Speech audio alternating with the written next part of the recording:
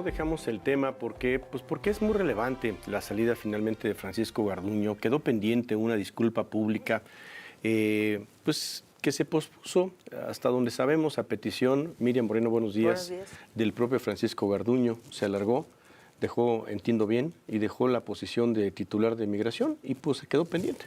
Se quedó pendiente primero, bueno, porque no se dio, había estipulado el juez un plazo, pasó, no se dio esta disculpa pública y después él quería justo, creo que el día de hoy es 2, creo que ¿no? sí, Se pudo haber llevado a cabo como una otra de las fechas, pero obviamente los colectivos, los representantes legales de las víctimas de esta estación migratoria que se quemó con justa razón, decían que, pues bueno, ahí tendrían que estar las víctimas, los sobrevivientes, las víctimas indirectas, que esto no tendría que ser como el señor quiere, sino que el juez y la disposición tendría que ser, al ser las víctimas, pues llegar a un acuerdo y concluir y llegar a una fecha, justo porque ellos pedían que fuera frente a la estación migratoria, donde murieron sus familiares, donde fue esta gran tragedia, y que tuviera ciertas características, ¿no?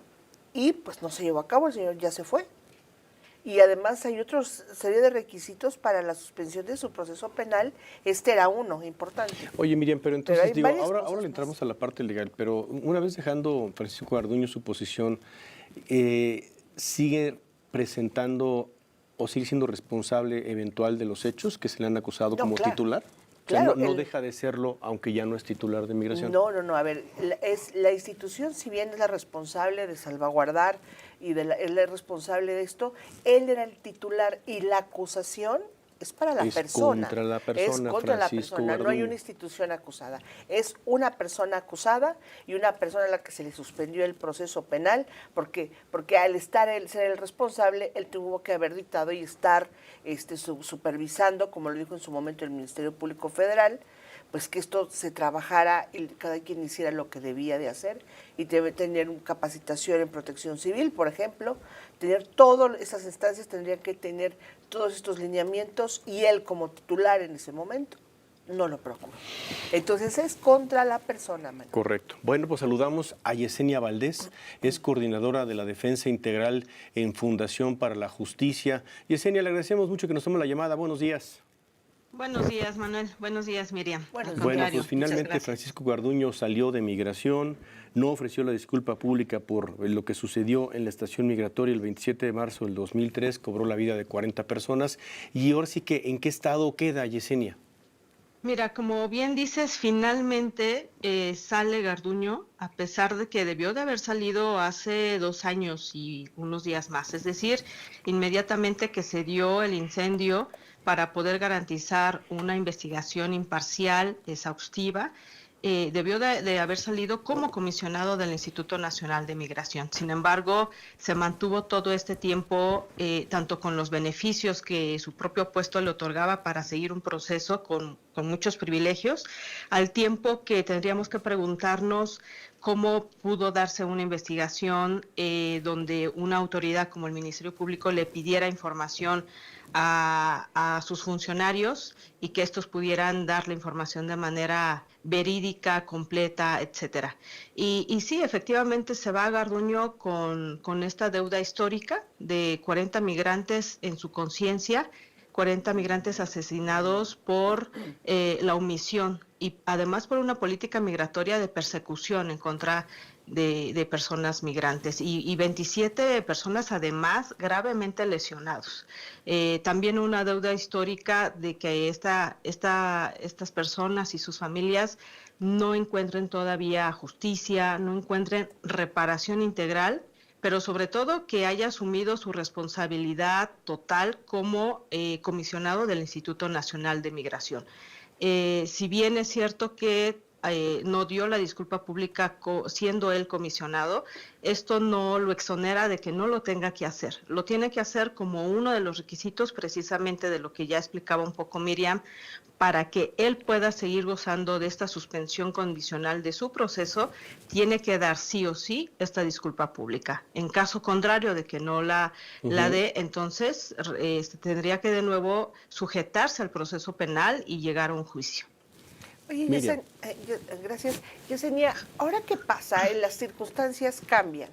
Y tú decías, él gozaba de ventajas, obviamente al ser el titular del instituto, creo, y es obvio que por eso lo mantienen en el puesto, justo en una especie de favor y tenga esta ventaja procesal, que es no se va a escapar, no se va a evadir, es el responsable, y las medidas que se dan para suspender el proceso justo van para diseñadas como el titular del instituto. Ahora las circunstancias cambian. Ustedes como defensa van a hacer algún pronunciamiento al respecto, sobre todo porque ¿cuáles serán ahora las garantías de permanencia en domicilio o estar a disposición? ¿Cuál es la garantía de que se dé esta disculpa pública con todo lo que tendría que llevar? Porque él es diferente al ser titular del instituto, al ser ya un civil cualquiera. No, ¿cómo se llevaría esta dinámica? ¿No tendría los recursos él? ¿Cómo se va a dar? Y otra tercera, perdón, había una supervisión que él tenía que dar a las estancias migratorias, pero como titular. Ahora él puede entrar como civil.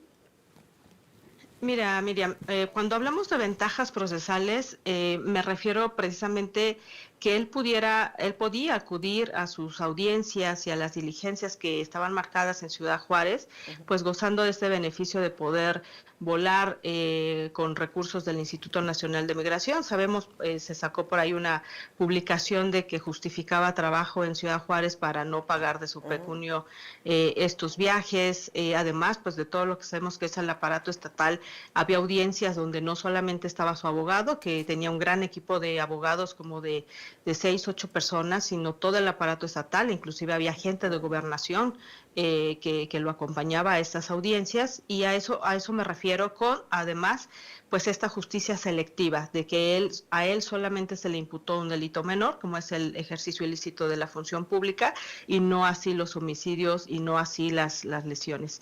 Ahora, con relación a sus medidas, recordemos que también se le impuso la medida de no salir del país, de la firma periódica de cada 15 días, es decir, él tiene que seguir cumpliendo.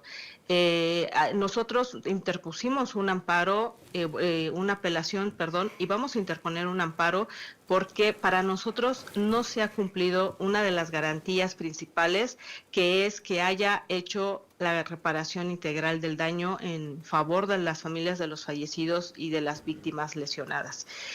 Nosotros vamos a interponer este amparo también haciendo del conocimiento esto que tú mencionas, que debe de garantizar el juez de control su permanencia en México, su asistencia a esta sujeción. La suspensión condicional del proceso dura 1 año y medio, a partir del pasado 24 de enero.